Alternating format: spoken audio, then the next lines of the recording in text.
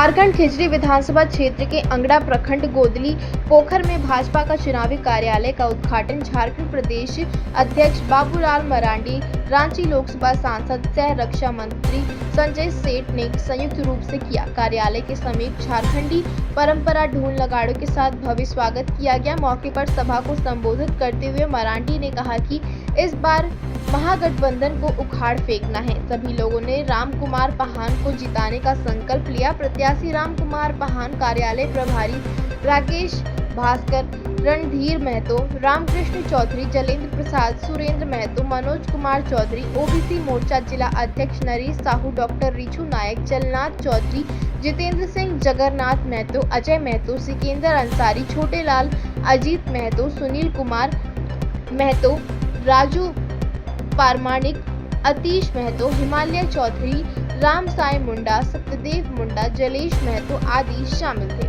को लेकर के आपकी क्या तैयारी है? क्या इस बार आपकी सीट निकल रही है? देखिए, खिजरी विधानसभा क्षेत्र का एक कार्यकर्ता एनडीए का प्रत्याशी है और अपने आप को प्रत्याशी मानकर पूरा तन्मयता के साथ, पूरा उमंग के साथ, उत्साह के साथ ग्रास रूट पर उतर गए हैं। और जिस तरह से पिछले 5 वर्षों में पूरी खिजरी विधानसभा को एक मॉडल विधानसभा मानकर जो गांव तक विकास का गति पहुंचा था, ये 5 साल के दरमियान में पूर्ण रूप से रुका हुआ है। इसको लेकर काफी उत्साहित है और इसका लाभ निश्चित रूप से एनडीए प्रत्याशी यानी यहाँ से खिजरी विधानसभा से एनडीए प्रत्याशी भारी मत से चुनाव जीतेंगे। साथ ही साथ मैं इस आपके चैनल के माध्यम से मैं किसी का आलोचना नहीं करना चाहता, परंतु झूठ और ब्रेड का राजनीतिक मैं कभी बर्दाश्त भी नहीं करता हूँ और जीवन में हार जीत लगा रहेगा। लेकिन मैं झूठ लेकर या तो झूठ बोलकर या तो लोगों को गुमराह करके कभी मैंने वोट लिया नहीं। मैं बचपन से एक साधारण कार्यकर्ता रहा हूँ और गाँव के कार्यों से काम करते हुए मुझे कई बार चुनाव लड़ने का मौका मिला, परंतु एक साधारण कार्यकर्ता होने के नाते, ईमानदार कार्यकर्ता होने के नाते मुझे कभी कभी चुकना भी पड़ा। परंतु मैं अपने जीवन में कभी समझौता नहीं करता हूँ। मैं जो वही काम बोलता हूँ जो मैं काम कर सकता हूँ। और मैं आज तो आपके माध्यम से माननीय विधायक खिजरी विधानसभा क्षेत्र के विधायक से भी मैं पूछना चाहता हूँ कि भैया अपने 5 साल के दरमियान में अपने 50 स्थानों पर जब आप सिलापट नहीं लगाए तो वोट लेने के लिए आप 150 से ऊपर स्थानों पर आप सिलापट लगा के एक तरह से धोखा देके वोट लेने का क्या उचित है? अरे आप जनता के बीच में काम करके वोट लीजिए ना। ठगना, गुमराह करना, लोभ लुभान बात बोलना, ये किसी भी तरह से राजनीतिक उचित नहीं है। राजनीतिक के मामले में किसी भी तरह का कोई ये विषय नहीं। इसलिए इस बात को भी हम लोगों ने, कार्यकर्ताओं ने और गांव के लोगों ने इस बात को बता रहा है, मुझे बड़ा दुख होता है सुनकर। इसलिए मैं खिजरी विधानसभा क्षेत्र के जनता को भी मैं संदेश देना चाहता हूँ कि पिछले बार जो मैंने काम किया है उसको देखकर और पिछले बार का मेरा जो प्रशासनिक रोड वगैरह का जो मैंने प्रशासनिक स्वीकृति दिलाए थे वो काम अभी जो अधूरा है। हम उदाहरण के लिए बोलते हैं कि चूँकि टाटा रोड, जोड़ा पुल रोड से लेकर लाले राजाउला तो होते हुए लाले और लेटाटाड़ का जो रोड है बहुत नारकीय स्थिति है। मैंने विधायक जी उसी रोड से आना जाना करते थे। उस रोड का रिपेयरिंग हम ही करवा दिए थे। उसको हमने पद निर्माण विभाग से स्वीकृति भी करवाए थे, परंतु हम चुनाव हार गए। आज यथावत पड़ा हुआ है। तो मेरा पहला प्रायोरिटी होगा उस रोड को हमने बनवाने का। दूसरा मेरा प्रायोरिटी है कि आज हनुमानजी क्षेत्र में कल मैं घूम रहा था तो हम देखें कि जीराबार से लेते हुए जीराबार होते हुए ऊंचाई सदमा, उधर आपका साथी मुरेदान और उधर मायापुर, जिधर भारी संख्या में लोग रहते हैं, ये रोड भी हम ही रिपेयरिंग करवाए थे। इतना बुरा स्थिति है कि और रोड भी अभी तक बहुत नारकीय स्थिति में चलना बहुत मुश्किल है। तो प्राथमिकता के आधार पर उस रोड को भी हम बनवाने का प्रयास करेंगे और बनवाएंगे।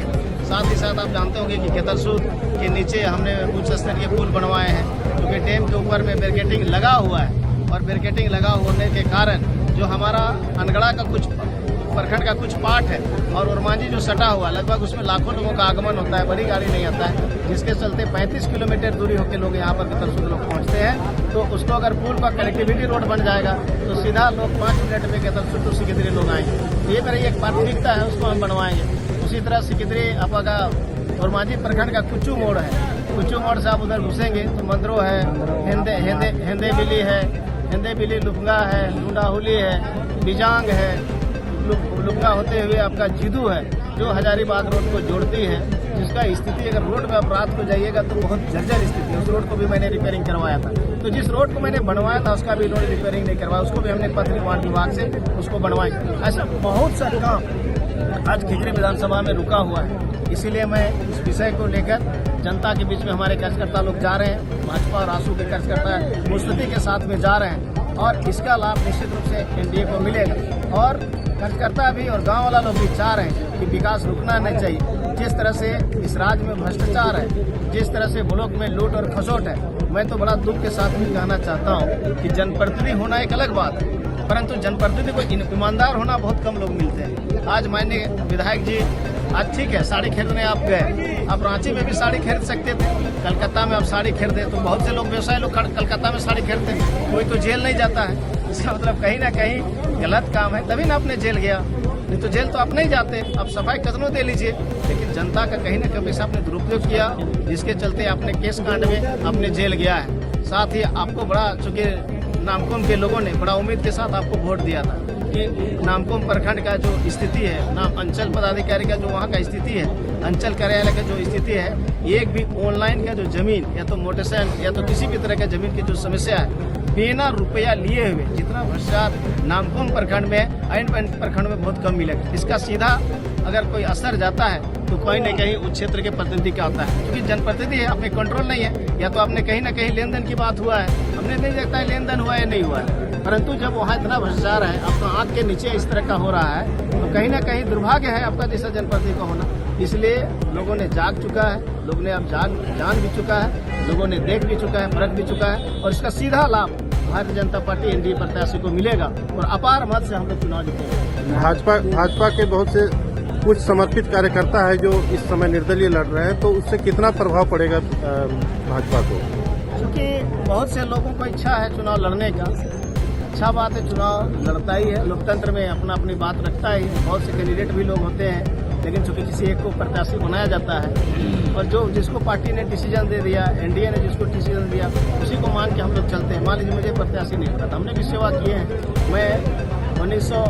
मैं 2000 से खिजरी विधानसभा का प्रत्याशी के रूप में लोग आग्रह किए, पार्टी ने नहीं दिया, 2005 में भी नहीं दिया, फिर भी मैंने आग्रह किया। खड़िया जी लड़े, फिर भी मैंने आगे, कर्मा राव जी लड़े, फिर भी मैं आग्रह, बाहर के थे फिर भी मैंने उनका हेल्प किया। फिर पार्टी ने देखा कि इन्होंने अच्छा काम करता है, तो लोगों ने एक बार विचार किया। इसलिए जो लोग भी लड़ते हैं, अभी भी समय है, अभी भी चूंकि हम लोगों को विकास करना है, हम लोगों को खिजरी विधानसभा का जो विकास का काम अधूरा है, सब लोग मिलजुल कर, चाहे वो पीडब्ल्यूडी का हो, चाहे ग्रामीण विकास का हो, चाहे किसी योजना का हो, बिना कमीशन लेते हुए शिलान्यास करता है क्या? आपको भी खबर नहीं होता है। कोई माइकदार नहीं बोल सकता कि 1 रुपया 1 नया पैसा हम लोग डिमांड करते हैं, किंतु राजेश कच्छप 5 लाख ले फिर चल पाए। जब तक 5 लाख रुपया नहीं लेता है राजेश कच्छप, तब तक जलपान नहीं करता। क्या चाहिए? काम किया हुआ देश में 2.5 साल बाद का होगा जब प्रत्याशी है रामकुमार महान, ऐसा विधायक चाहिए मित्रों। आइए अपने प्रदेश अध्यक्ष बाबूलाल मरांडी जी के सामने हम लोग संकल्प लें कि खिजरी विधानसभा को 30 से 40 हजार वोटों से जिताकर प्रधानमंत्री नरेंद्र मोदी के लिए करेंगे कमल फूल की माला खिजरी की होनी चाहिए। आइए अपना संकल्प लें, जो राम का नहीं हुआ, राम को काल्पनिक बताया कांग्रेस पार्टी ने, राम के मंदिर के आमंत्रण को ठुकराया कांग्रेस पार्टी ने, और सनातनी को बोला ये तो करुणा है, ये आतंकवादी है। क्या हिंदू आतंकवादी है? क्या हिंदू करुणा और एड्स है? ऐसे लोगों की जमानत जब्त कराकर रामकुमार महान को 30 से 40 हजार वोट